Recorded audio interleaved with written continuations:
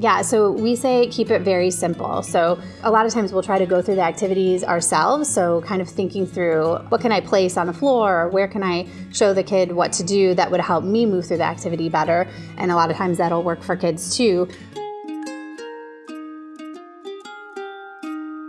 Hello and welcome back to the Flaghouse Sensory Channel. I am your host, Chris, and this week I'm here with Claire Heffron from the Inspired Treehouse, and we're looking at using visual cues to support gross motor development today. And we've got a whole bunch of different products and activities and ideas.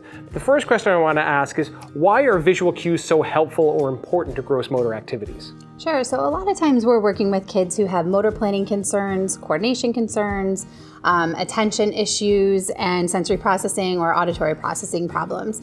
And so when we use a lot of verbal prompting during gross motor activities or any activities, we can see these kids really struggle with that. So the more you say to them, the more confused they get, the harder time they have processing what you're trying to tell them to do. And so a lot of times we'll see kids who will shut down, they'll kind of avoid activities like that because it seems too complex, it seems too involved, they don't think that they'll be able to understand it.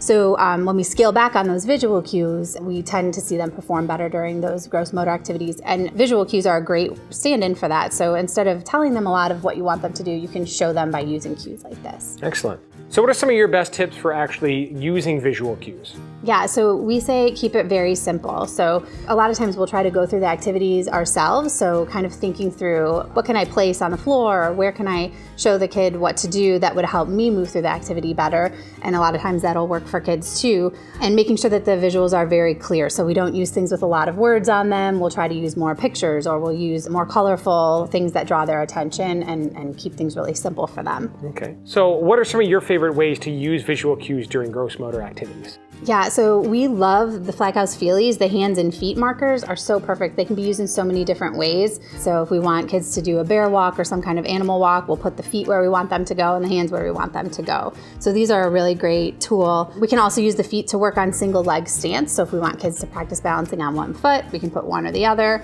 We'll use them for hopscotch, so they're practicing the jumping and hopping on one foot.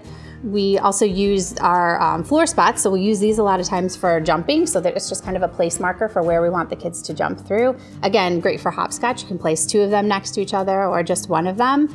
A really nice way to show kids exactly what you want them to do is kind of a concrete visual prompt for them. We also use these a lot for waiting time, so to give kids a place to go back to. It's like their home base while they're waiting their turn to do the obstacle course or participate in the activity.